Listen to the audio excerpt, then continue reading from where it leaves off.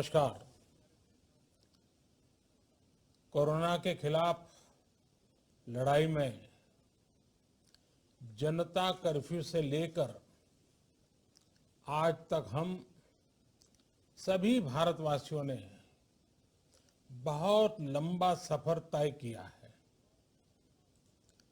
समय के साथ आर्थिक गतिविधियों में भी धीरे धीरे तेजी नजर आ रही है। हम में से अधिकांश लोग अपनी जिम्मेदारियों को निभाने के लिए फिर से जीवन को गति देने के लिए रोज घरों से बाहर निकल रहे हैं। त्योहारों के इस मौसम में बाजारों में भी रौनक धीरे धीरे लौट रही है, लेकिन हमें ये भूलना नहीं है कि लॉकडाउन भले चला गया हो, वायरस नहीं गया है। बीते 7-8 महीनों में प्रत्येक भारतीय के प्रयास से भारत आज जिस संभली हुई स्थिति में है, हमें उसे बिगड़ने नहीं देना है और अधिक सुधार करना है। आज देश में रिकवरी रेट अच्छी है, फैटेलिटी रेट कम है। भारत में जहां प्रति 10 लाख जनसंख्या पर करीब 5,500 लोगों को कोरोना हुआ है, वहीं अमेरिका और ब्राजील जैसे देशों में ये आंकड़ा 25,000 के करीब है। भारत में प्रति 10 लाख लोगों में मृत्यु दर 83 है, जबकि अमेरिका, ब्राजील, स्पेन, ब्रिटेन जैसे अनेक देशों में ये आंकड़ा 600 के पार है।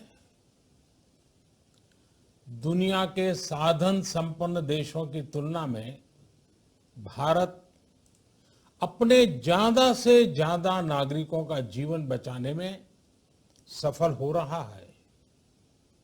आज हमारे देश में कोरोना मरीजों के लिए 90 लाख से ज्यादा बेड्स की सुविधा उपलब्ध है। 12,000 क्वारंटाइन सेंटर्स है। कोरोना टेस्टिंग की करीब 2,000 लैब्स काम कर रही है। देश में टेस्ट की संख्या जल्द ही 10 करोड़ के आंकड़े को पार कर जाएगी। कोविड महामारी के खिलाफ लड़ाई में टेस्ट की बढ़ती संख्या हमारी एक बड़ी ताकत रही है। सेवा परमो धर्म के मंत्र पर चलते हुए हमारे डॉक्टर, हमारे नर्सिस, हमारे हेल्थ वर्कर्स, हमारे सुरक्षाकर्मी और भी सेवा के भाव से काम करने वाले लोग इतनी बड़ी आबादी की निस्वार्थ सेवा कर रहे हैं। इन सभी प्रयासों के बीच ये समय लापरवाह होने का नहीं है। ये समय ये मान लेने का नहीं है कि कोरोना चला गया या फिर अब कोरोना से कोई खतरा नहीं है। हाल के दिनों में हम सब ने बहुत सी तस्वीरें, वीडियो देखे हैं जिनमें साफ दिखता है कि कई लोगों ने अब सावधानी बरतना या तो बंद कर दिया है या बहुत ढिलाई ले आए हैं। ये बिल्कुल ठीक नहीं है। अगर आप लापरवाही बरत रहे हैं, बिना मास्क के बाहर निकल रहे हैं, तो आप अपने आप को, अपने परिवार को, अपने परिवार के बच्चों को, बुजुर्गों को उतने ही बड़े संकट में डाल रहे हैं। आप ध्यान रखिए, आज अमेरिका हो या फिर यूरोप के दूसरे देश, इन देशों में कोरोना के मामले कम हो रहे थे, लेकिन अचानक से फिर से बढ़ने लगे हैं और चिंताजनक वृद्धि हो रही है। साथियों, संत कबीरदास जी ने कहा है, पक्की खेती देख के,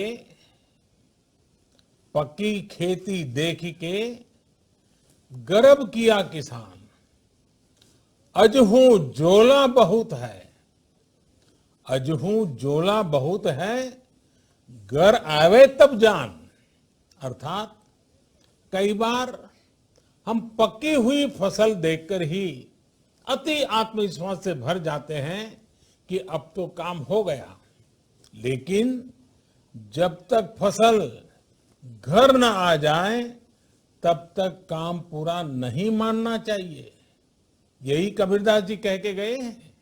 यानी जब तक सफलता पूरी न मिल जाए, लापरवाही नहीं करनी चाहिए। साथियों, जब तक इस महामारी की वैक्सीन नहीं आ जाती, हमें कोरोना से अपनी लड़ाई को रत्ती भर भी कमजोर नहीं पड़ने देना है। बरसों बाद हम ऐसा होता देख रहे हैं कि मानवता को बचाने के लिए युद्ध स्तर पर पूरी दुनिया में काम हो रहा है।